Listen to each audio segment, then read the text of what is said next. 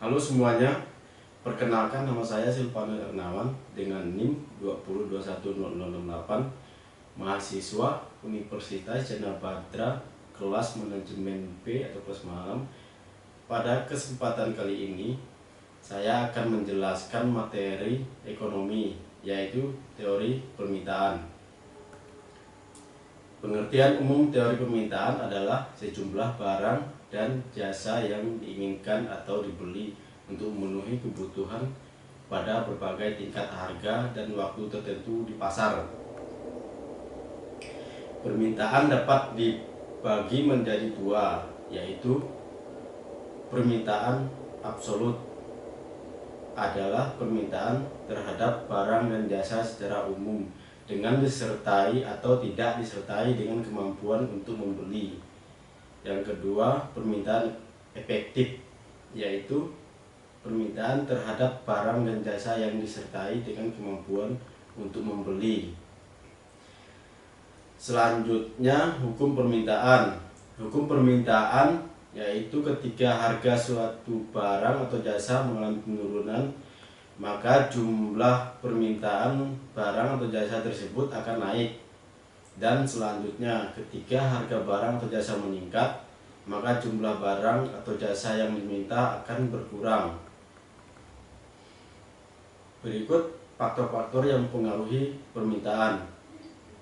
Yang pertama, harga barang itu sendiri. Seperti yang telah dijelaskan pada hukum permintaan, harga barang atau jasa itu sendiri berpengaruh terhadap jumlah yang diminta. Kedua, pendapatan masyarakat. Pada barang normal, peningkatan pendapatan akan meningkat jumlah barang atau jasa yang diminta. Namun pada barang inferior, misalnya nasi jagung, peningkatan pendapatan justru akan mengurangi jumlah barang atau jasa yang diminta. Ketiga, intensitas kebutuhan. Semakin penting barang atau jasa dalam memenuhi kebutuhan seseorang, maka jumlah permintaan akan semakin meningkat. Misalnya permintaan payung dikala hujan akan lebih tinggi dibanding saat tidak hujan. Keempat, jumlah penduduk. Semakin besar jumlah penduduk di suatu negara, maka semakin besar permintaannya terhadap barang atau jasa. Kelima, selera. Peningkatan selera pada suatu jenis barang atau jasa akan meningkatkan permintaan terhadap barang atau jasa tersebut dibandingkan dengan jenis barang atau jasa lain. Misalnya, permintaan terhadap tiket konser artis Korea meningkat akhir-akhir ini karena meningkatnya kegemaran remaja Indonesia terhadap artis tersebut. Nah, yang terakhir yaitu barang pengganti. Ketersediaan barang pengganti berpengaruh terhadap jumlah barang dan jasa yang diminta. Ketika harga teh meningkat, masyarakat yang menganggap kopi adalah barang substitusi dari teh akan mengalih pembeliannya ke kopi, sehingga permintaan kopi akan meningkat. Berikut bentuk umum fungsi permintaan atau persamaan dengan dua variabel, yaitu bisa kita lihat di sini. QD sama dengan A dikurang B PD, atau PD sama dengan min 1 per B dalam kurung min A plus QD, di mana A dan B adalah konstanta, di mana B harus bernilai negatif. B sama dengan delta Q per delta PD.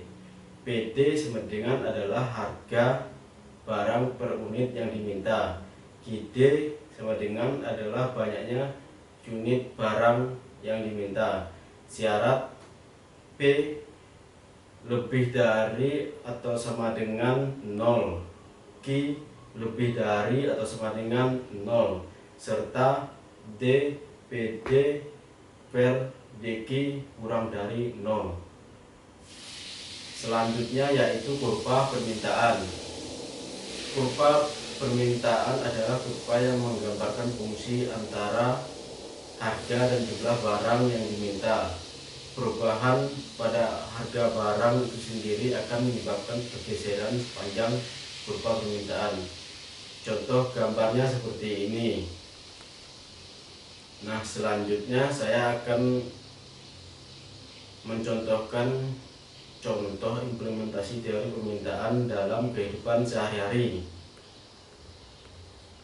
Seperti meluasnya wabah virus corona saat ini membuat harga jahe biasa dan harga jahe merah masing-masing terpantau roket, bahkan mencapai hingga 80.000 dan 80.000 dari harga normal hanya 30.000 dan 35.000 per kilogram, dikarenakan banyaknya permintaan dari harga barang atau jasa tersebut.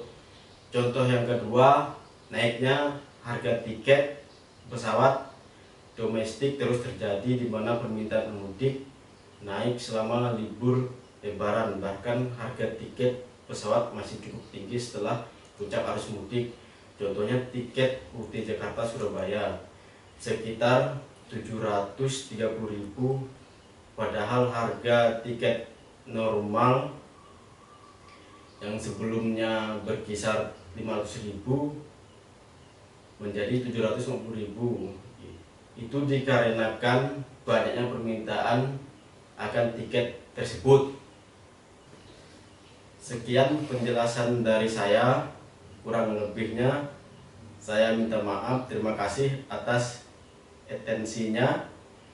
Salam sehat.